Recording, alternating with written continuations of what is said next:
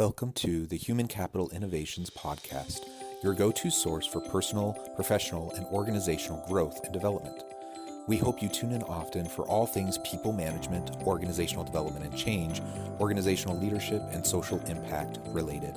Maximize your personal and organizational potential with Human Capital Innovations Podcast.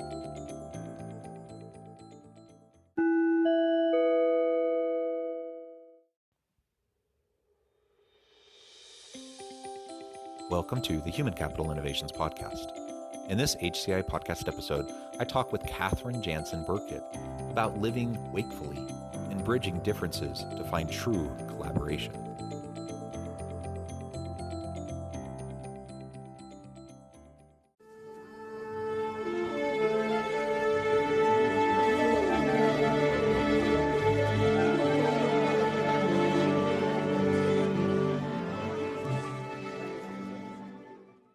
Katherine Jansen-Burkett, welcome to the Human Capital Innovations Podcast. Thank you.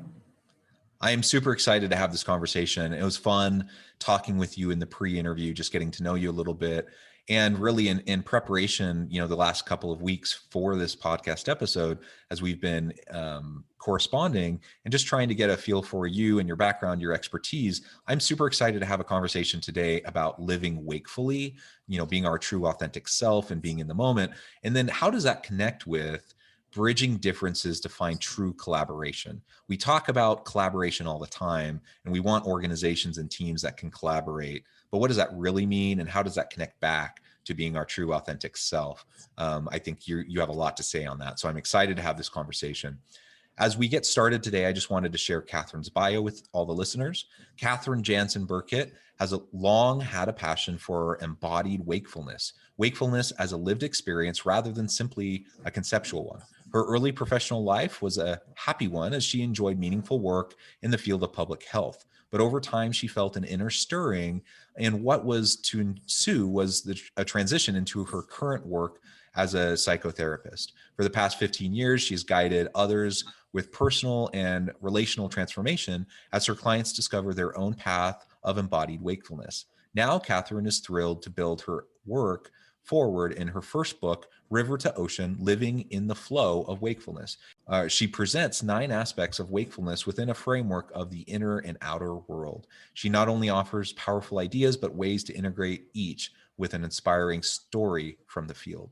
Again, Katherine, a pleasure to have you on the podcast today. Before we really launch into the conversation, anything else that you'd like to share with listeners by way of your background, personal context, anything like that? If we get into it, I came from some trauma in my childhood. So this topic is near and dear because in a certain kind of way, I had to fight for my wakefulness. I had to come out of a pretty deep abyss. And so for any of your listeners that, have had personal struggles about the idea of being happy and healthy and bringing our true self forward in our life. For some of us, that's quite a road to travel and an incredible one to experience from the dark night of the soul idea, where we wouldn't have imagined we could have experienced life in that way and ourselves in that way, and others particularly in certain ways. So I'm thrilled to be here. I'm so excited to talk about collaboration and bringing our authentic self to the table, and that both can coexist. Because I think our world and our relationships these days so need this conversation. Yes, and it's almost become a dirty word, it seems like, in society, in at least Western and U.S. society these days, talking about compromise and collaboration, and so many consider that to be something where you're not being courageous enough because you're not sticking true to yourself, your values, and you're compromising them, and you're working with other people, and maybe you have to sacrifice a piece of who you are or what your idea is. And I think that's a tension that I see, and thinking about mindfulness, wakefulness, and authenticity versus collaboration and compromise and working to develop relationships that are healthy, that can have good outcomes, right? So I think that's part of what we can explore together today. And if you're willing and comfortable, I would love to hear a little bit about you know, it doesn't need to be anything explicit, but, you know, in terms of the types of experiences, the trauma that you've had, the dark night of the soul, as you referred to it as, and then how you started to come out of that, because I think those types of examples are good lessons to all of us. I imagine many listeners have had their own traumas that take a wide variety of forms. And then I just think about like the current context we're in right now. We're in the middle of a pandemic and people are struggling emotionally, physically. You know, people are trying to do their best to juggle having kids at home and doing work, or maybe they've lost employment, maybe they've lost a loved one. I just think there's so much trauma even built into this moment that leaders need to figure out how to better deal with, and to help their people and themselves to come out of this in a healthy way. Yes. In my earlier podcasting last year, we were talking a lot about preventing a mental health crisis, not just a public health crisis. But we did not know how long this would go. And so when people especially are under-resourced and we are all burnt out and frayed, and it is fraught with many, and we're not even done. Like, we are looking at a chunk more time, though it's super hopeful that we can see the finish line. We're not at the finish line. Those are where our, you know, not our self at best, I would say, maybe worse self, can come forward. And not that we intend to do that, but that's the reality of stress, is our resilience has been really stretched and capacity stretched. So I think this is very important to be intentional about and have ideas and practices, not just, I'm going to try to be a really good person today or really bring my A game to my work, but how do I actually do that? So that's a lot of the nature of my book, is not just ideas, because there's a lot of great ideas. So I don't bring totally new ideas to the table, some perhaps, but I have a practice session, which is about building the neural pathways so that we actually can embody. So embodiment is about I'm living it, not I'm thinking about it or I'm aware of it. And then I did throw in inspirational stories from the field so that, you know, this is real. People are really doing this. And some of my story is in it, but it's not a memoir. So lots of other people's stories, clients, some of my kids, friends. So with obviously permission. So I'll just, tell a piece. You know, my parents divorced in a kind of traumatic way for me. And so my little 14-year-old self took it really hard, and it really fractured a sense that I wasn't good enough to keep my dad in our family. He took off. It was really about alcoholism, but we didn't know it at the time. And so what was trauma turned into food addiction and, like gaining 80 pounds in about 3 months. I was unrecognizable to my high school friends. I quit high school. Like, it was on all levels that it was very dark for me. I attempted suicide. So I really had to heal from that sense of my worth, my body. I had to figure out, okay, I'm not going to finish high school. I got a GED. What's next? I actually moved to San Francisco from a small town in Oregon. So again, it was really climbing out. And that's why my book is about the inner world before the outer world, because I strongly believe that's where true change starts and stays. And we bring those changes and transformations and healings to our outer world. So I don't even think of my work as separate from any other part of my outer world life. My authentic self, I want to be expressed in all those places. So that's a trauma piece and kind of an idea about the book and maybe part of the conversation we're having. But if you want me to, I can respond to that. How do we match authentic self with our ideas in this culture about collaboration, which does tend to seem like compromise? So I'm losing a part of myself, so they don't fit together very well. I guess the key word I would use is ego. So to me, our awakened self is different than an ego self, where I feel separate from others, and I always am kind of tracking, am I better or less than? It's competitive. Ego state kind of comes from a place of scarcity. So my book proposes that our awakened state is intrinsically worthy, interconnected, that I'm part of something bigger, but I don't get into a lot of spiritual language there, whatever that looks like for people. So, and it's relaxed. I don't have to perform in my life. I don't have to prove anything. So I'm in this state of kind of connection, relaxation. So that's and present in the moment. So that's kind of how I define an awakened self. So to me, when I think about collaborating, and I never use the word compromise because it does have this reputation of lost. Um, part of collaboration is I'm not coming in with my ego. Egos are about power. Egos are about position. And if we're actually going to collaborate, we do need to be willing to look at alternatives and options, and have a kind of a guiding principle that going together in a win-win possibility is better than if I get my way. So Jonathan, if at the end of the day, you just want to get your way, that's kind of, I would offer, and I don't obviously mean that about you personally, but that's kind of more of an ego approach to it. But if I believe that it will be better, even for me, if we find some path forward that, again, but works for both of us. So the bottom line is collaboration takes creativity. It takes time. It takes a willingness to sometimes not know what the outcome is and get out of our position. So a really practical step that I use, and I had to use this a lot with couples because I was their therapist, both people, so I couldn't take a side. That's unethical. And so I would say, what is the common ground? I could see it literally between them, but they were so positioned up, they couldn't see where they could meet. So I have a tool around collaboration, which is to start with a perspective, not a position. And then we move into, okay, you don't want a dog. I do want a dog. What's our common ground? You don't want a dog because you want to make sure you can still travel once we can travel again. Actually, I kind of resonate with that. I still want to be able to travel. I want a dog because I really, having a pet is really comforting. And once in a while, you actually miss having a dog, even though you kind of still would rather not have one. So we start to move toward where there is some commonality.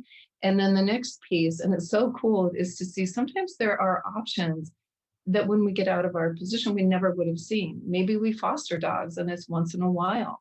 Maybe we budget for just having a really good boarding situation where we travel as often as we want, and that dog is not an encumbrance to that.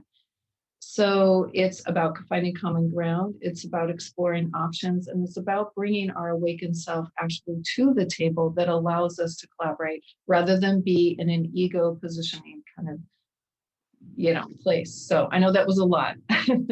No, I think that's great, and it's smart to avoid getting caught in the trap of compromise, the terminology and the baggage associated with that word. And it's so unfortunate. I mean, the reality is, yes, we all are going about compromises, some big, some small, constantly, right? In all of our relationships. But that doesn't mean we need to sacrifice ourself or our authentic self. It does mean we get outside of the ego, like you just said. So I think that's wonderful. Now I'm putting on the hat of an organizational leader right now, and I'm thinking both as myself, my trying to bring my own authentic self to my own leadership approach and style, but also trying to create the same opportunity for my people, the people that report to me, and wanting to have collaborative teams, innovative teams. We know that happens when people feel safe, when they feel like they can be their full authentic self, and then bring that and have it honored in the workplace and as they work together in teams. Yet collaboration and effective collaboration is this elusive thing that frankly most organizations don't do very well. So I'm curious if you have any particular thoughts or ideas on how a leader can foster a workplace environment where people can be authentic but also be better collaborators. Well, that's such a good question, Jonathan. And what's coming to mind to share is, and I do group work through the retreats I do, and I have ongoing groups also all the time. So the sense of safety, and that actually is a human thing. So it goes everywhere. There's no environment where that human dynamic isn't important and operating. So people either feel safe or they don't feel safe. So that actually has to do with the culture and even some of the communication practices. So if I'm leading an organization, I want to have real clear guidelines and supports to help people, because they might not have learned this in their childhood, and they might not know what ground rules are, what I statements are, what actually creates a sense of safety. Again, it's a nice idea, but even in this conversation, Jonathan, do you feel safe with me? Do I feel safe with you? Our human system, our nervous system is tracking that. And so safety is one piece, but I would add another, and that is about relationship. Because if we care about the other person, two things happen. Our guard comes down. So those can be named as kind of relational defenses. So then I am going to be able to be more my authentic self when I don't have masks and armor. But also, if I care about you, if I know you, then that human process of bonding to others starts to kick in. And so I have a motivation to collaborate, rather than it's because we have that on our mission statement. It's actually because I care about my team. And I don't want to win, because then somebody loses. And that's not the end game anymore. And so there's a safety and relationship, I think, are very, very real things that, and I think organizations are, many of them, kind of getting some of those pieces compared to, long ago, where it was so task oriented and a lot less relationship oriented.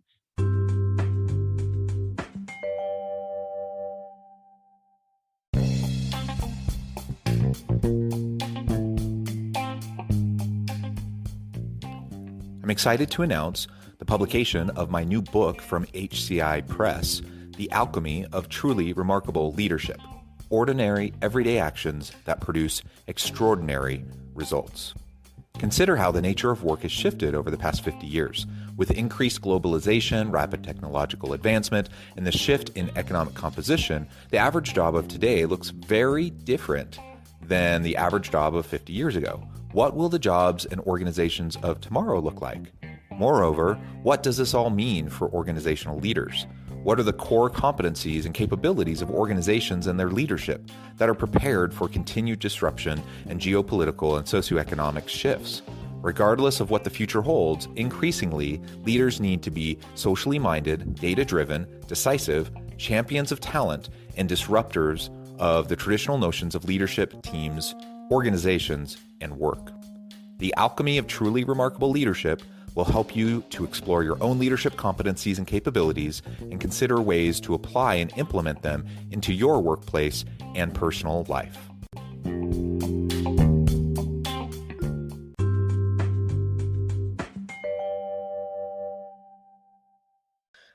Yeah, absolutely.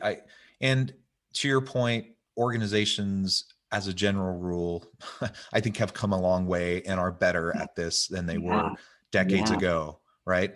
But there's still so much more to do. And there's so much research on this. So I think we're even past the point of saying like this is debatable, or like we're still trying to figure out how to do this. Like, we know how to do it. And I think most leaders who are worth their salt, anyone who actually has training and skill as a leader, they know, at least in principle, how to do it. Putting it, like taking the conceptual understanding and putting it and implementing it into practice, though, I think is a different thing. And the best well-meaning people still really struggle with how to do this on a regular basis. And I'm wondering if you have any thoughts on why that is, and how we can disrupt kind of we put up our own barriers Exactly. that halt our ability to do it, even if we know what we need to be doing. That's right. And that's so wise to say, we can't transcend what we haven't, I would say, built in our brain. And I think at the end of the day, a lot of this is neurological. And so, yes, you can create the environment for me. But and going back to actually trauma, going back to a culture that is very ego-based and ego-driven, Western culture, it is very hard for me to actually embody this and do this and work through those defenses that actually we don't want to demonize defenses, because they are there for a reason. And especially for those of us that had trauma, they were our protectors. The thing is, if you don't do some deeper work in your life, and you can go to a therapist, which is really best, because then you have a person helping you see your blind spot. You can read books, you can do retreats, but if you don't make it personal, then you may not know where you're still caught in some of that trauma and some of the coping strategies from trauma, which are to build defenses and armor. And so as those actually begin to heal, then even though we have to kind of work with them over our lifetime, at least I know they're there. I know what they look like. I know how they operate. Then in my work environment, I have much more of a chance of, like you say, integrating those ideals as a leader or as a team member or as an employee. So not that everybody that one hires needs a psych eval, or you need to make sure they've done 10 counseling sessions.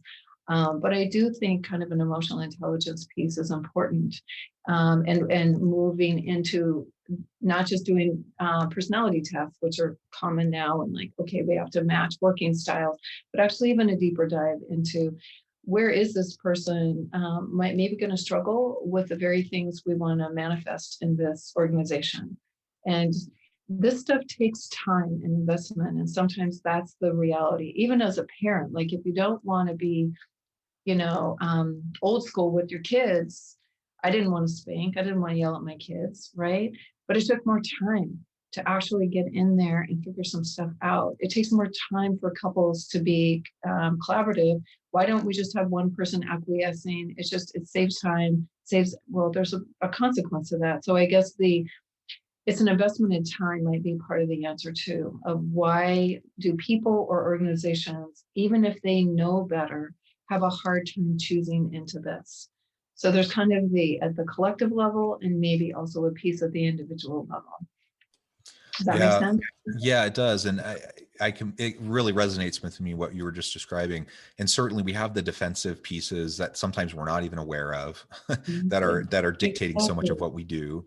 But then we also have just the daily grind. Like I think of most leaders that find themselves in positions of authority, they carry a great burden. They have a weight on their shoulders, and I believe that most leaders are trying to do the best they know how, that they want to do right by their people. Not always, but I think most are trying.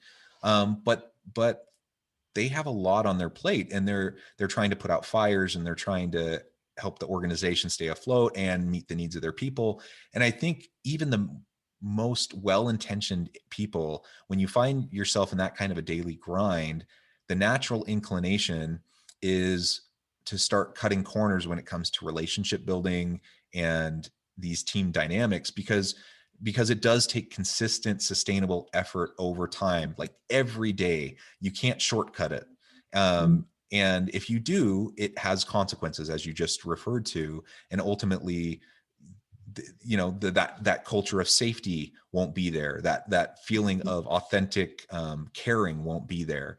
And even if you do care, even if you do want a safe environment, even if you do value your people, if as a leader, I'm not doing those consistent things every day, then it's like I don't care about it. Because ultimately that's the experience of your people.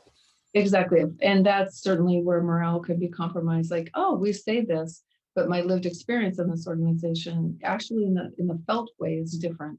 But it is a consistent commitment to it. But one of the things I always like to promote is if we do good work, the work lessens over time. There's a maintenance piece, but it's not all like there's a creating it. And so I don't even like this stuff kind of framed as the word work, because that tends to have a negative context. What else? It's a lot of work not to do the work. Like you say, if you cut corners, there's a wake behind that, and we can't be disassociated from that and in denial of that. It's like if I ate 3 brownies today, I can do that, but I'm going to probably have a stomach ache, And so we just need to bring honesty to the table as leaders, as human beings.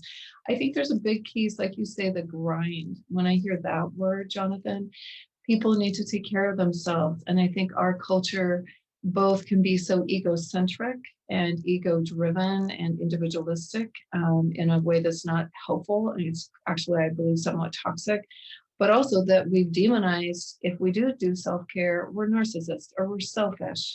And, somehow there's a North Star in martyrdom. And so if I'm feeling a grind, if I am not able to bring a full cup to the table as a leader to manifest and to kind of I don't know, reflect myself, those very things, principles that I'm trying to impart, then I need to have a chat with myself, I think, about, in leadership, it is about deep self-care, because of what's required. So that then the things that I intend to do are the actual experience of my organization and its employees.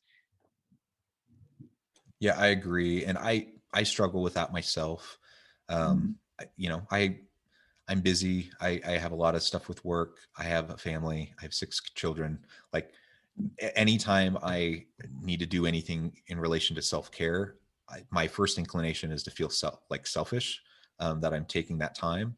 And I know that that's silly. Like I know in my head that I need to do it, but then I also feel like anything that I put into my own care means I'm taking away from my wife or my kids. And so That's right. there's this tension, and I know I'm not the only one that feels that. I think a lot of people do, and you just have to work through it and learn, that it's like putting the mask on first when you're in an airplane, putting on the oxygen mask. You won't be in a place to help those you love unless you take care of yourself first. Well, exactly. And I'm really visual. So I always think of like, you got to fill your bucket because the consequence of not doing it. So let's look at the shadow of that. And this could be an organization, this could be in a family dynamic, it shows up everywhere. Is I resent, and I can't transcend that resentment if I abandon myself enough over time that even though no one asked me to do that, I have 6 kids too, by the way, they never asked me to do that. But if I do that, then I will resent them. And that is not only over time, I have less and less to give because I'm burnt out and I'm scraping bottom of the bucket. But then there's this not great dynamic. So, what would generosity to self then translate to generosity to others? It tends to. The more I give to myself, the more I actually have to offer. And guess what? I'm not resentful. I'm super friendly. Does that mean I do everything for everybody all the time? No, it means I practice boundaries. It means I really do walk the walk of, I'm not going to be able to do that now. Maybe later. Maybe I can help you figure something different out. But as I practice self care, again, I am nourished, I am nurtured. And so I tend to have more energy, more productivity, more creativity, all the things that we want to bring to parenting, to our work relationships, to our projects.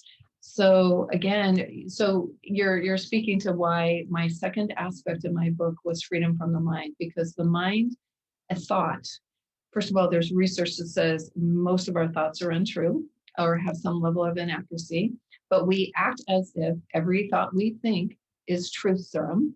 And so in that chapter, so the first aspect is about befriending self, befriending me. So it's having this idea of having a relationship to oneself that is not shameful. And it includes intrinsic worth and self-love, that kind of thing, and trauma work. But the very next thing we have to do is deal with the mind and this brain that's going to tell us, oh, I'm Jonathan. I really wanted to take a nap today, or I really wanted to see a friend this weekend. But the kids have all this soccer stuff, or all these different things are going on. That's selfish. You would need to have a practice, a way to address that and confront that. Is that true that that's selfish? And so challenging our thoughts, because thoughts become stories and stories become choices of behavior, because I believe that. And then if I have a way to challenge that thought, it's like, oh, actually, that's not true. It becomes more selfish not to take care of myself, because you know what? I'll resent people. I won't be available as, easily, or I won't have as much to offer 6 months from now. That's actually more selfish. So starting to play with thought is just a powerful thing, because that's a huge part of most of our existence. Yeah, and a lot of what I hear you saying in my mind translates back to short-term versus long-term orientation. Yeah. Um, and if whether it's in my personal life or as a leader in an organization, I mean, to your point earlier, cutting corners in the short term saves you time and effort. In the long run, it causes way more problems and it creates way more work for you. And like 90% of the fires that you spend each day you spend the majority of your time putting out fires every day. 90% of those are of your own making because you were cutting corners before and you created all this extra work down the line. And so, and the same thing in your personal life, like short-term orientation almost always ends up leading to longer term challenges and issues. But if you can shift and have a long-term orientation, whether it's in my personal life, whether it's with my people at work, trying to foster a safe environment and collaborations, and not short-circuiting things by cutting corners in the short run, in the long run, you have a more sustainable approach, and you have a way that will actually benefit everybody much better. But it takes the consistency, it takes that recognition, and we need to short circuit when our brain starts to push us towards those shortcuts or push us towards those short-term types of sacrifices that actually aren't, they're not helpful. Yeah. Exactly. And I think, the indigenous idea of any decision I make, how will that affect 7 generations down? That feels like so bizarre now to people of your generation. I might be older, my generation, like 7 generations. We're trying to make sure everything's okay. 2 generations, like that kind of way of being, the wisdom of that. Just like, living from more of a sense of the collective. My goodness, do we understand now we are on one planet?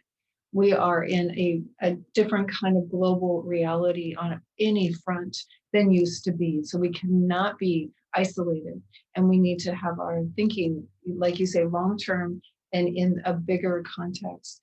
But that idea, that old-fashioned idea of delaying gratification, is like, if we can, I'm in a 30-year marriage. My parents divorced. I can't believe I'm in a 30-year marriage. I never would have, I didn't believe it could even, and happily, not perfectly, and not without, some pretty difficult kind of dark nights of the soul a few times along the way. What are we doing? And how do we bring a more conscious relationship forward? But if we can, to take that long view, we can relax, we can take a breath. It doesn't mean we're inactive. It's not about sitting around eating bonbons. But for our nervous system, that is so different to go, just, we had some time. And some things need time, and we've forgotten.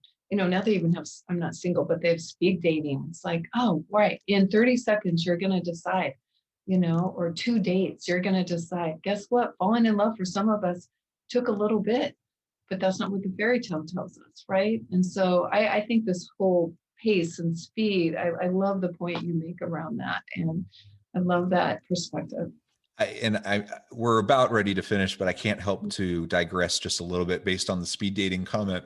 I am so glad that I did not grow up in the generation that used Tinder, and like the swipe left, swipe right, kind of immediacy of that kind of stuff seems so, it's beyond my comprehension. So I'm glad that I did. I'm so happy. I'm so happy. Yes. Yes.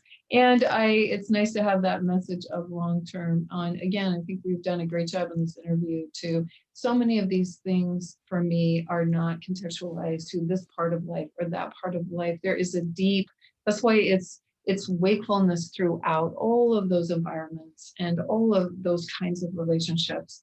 And so anyway, I'm really glad that you were able to do that, and we didn't just have to stick on with a work environment.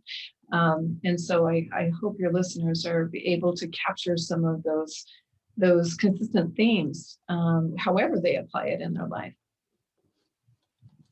Excellent.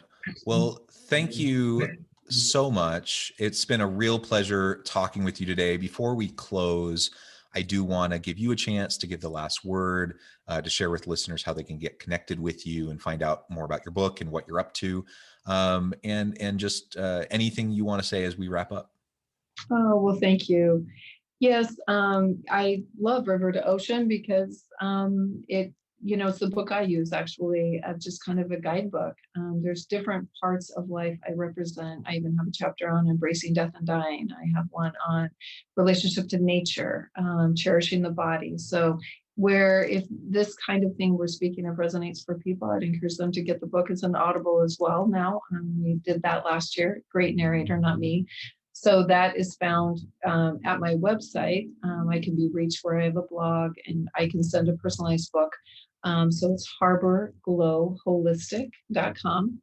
And so that has my publishing company, my counseling and retreat work. And then just to get the book, if you want to go to Amazon or Barnes and Noble or some of the other outlets, it's also available there. So, yeah. Wonderful. Well, Yeah. Katherine, it has been a real pleasure.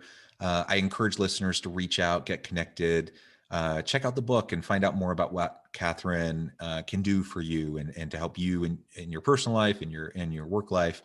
And as always, I hope everyone can stay healthy and safe, that you can find meaning and purpose at work each and every day. And I hope you all have a great week.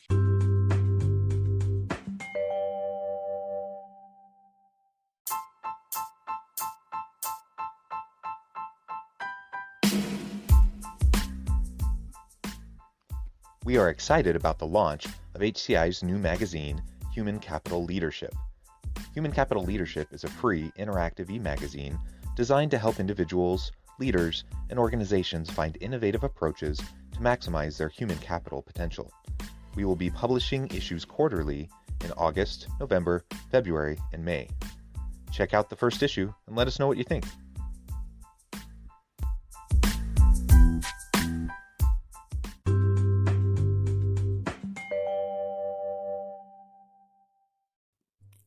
Thanks again for joining us for this episode of the Human Capital Innovations Podcast. I hope you stay healthy and safe and that you have a great week.